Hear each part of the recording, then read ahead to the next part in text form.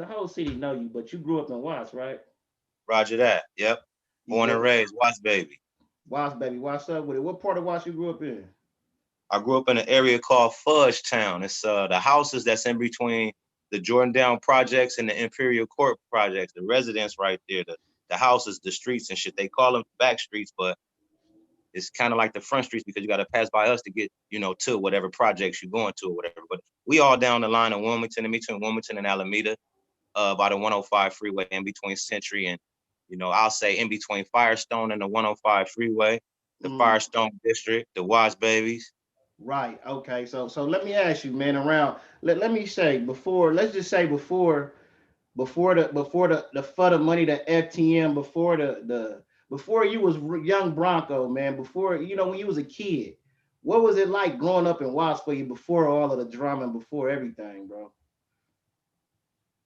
You know, growing up as a kid in Watts was good. I mean, being a kid, you're a kid. So you growing up with the different kids that's either in your same age bracket, of Mm-hmm. course, and their younger brothers and your younger brothers and sisters are growing up. We all growing up together. And everybody has their own graduating dates in order to, excel to the next level. If it's graduating from sixth grade and going on to seventh and eighth and ninth grade, and then graduating from ninth grade, you got your different stages of growth and development that each individual goes through, as being part of wherever you at, whatever ghetto you in. You got the kids that's in your brother and sister age bracket that's younger than you.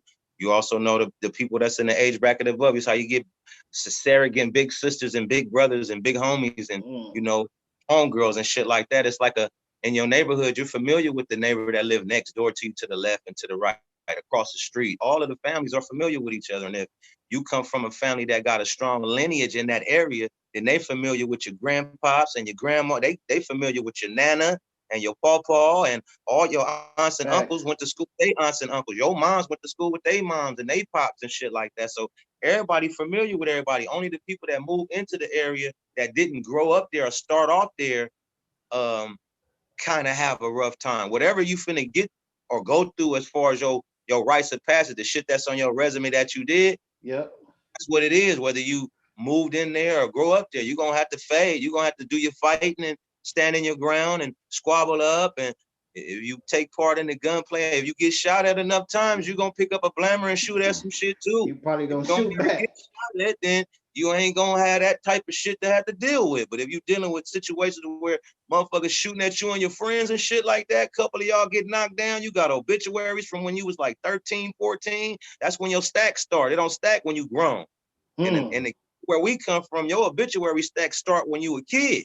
That's a You lose fact. junior high school, ninth grade, and shit like that. And it's like that. So when they be feeling like, when the world be feeling like people who take part in that type of culture are heartless, Yep. it's not that.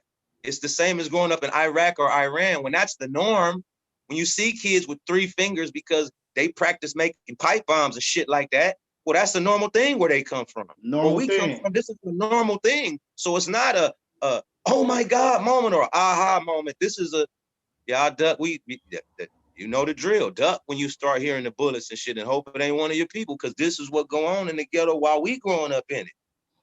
You ain't never lied about that. Let me So ask we you this: gotta when you adapt to our surroundings, or either succumb to the surroundings, adapt to the surroundings, or get out of it. If you don't get knocked down, it's just that. That's the picture that we be painting in our hieroglyphics. It's called rhymes and music. To me, it's called our hieroglyphics. We paint our culture in the rhymes and shit. That's the story that's told, because the rhymes live past the motherfucker that's telling it.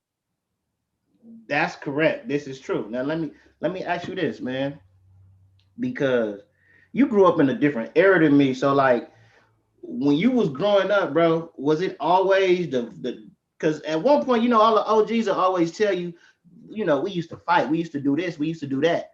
Did you grow up in that time where it was fighting before the gunplay, or was it just straight shooting all the time?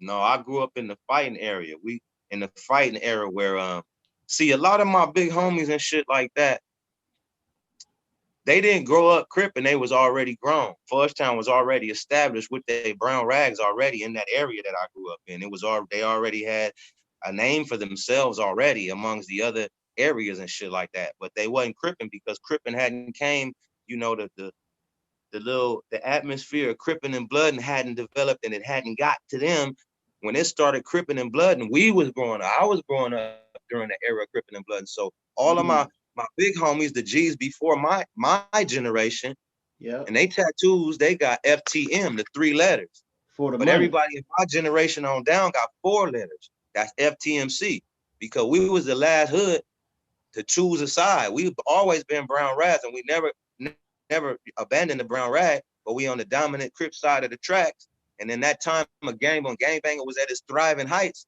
the full court press was on. So whenever me and my niggas would hit the county jail and shit like that, niggas like, where y'all from? Fudge Town Mafia. We Right, bang right. and do the whole shit, but we browned up, niggas like y'all blood the Crips, nigga.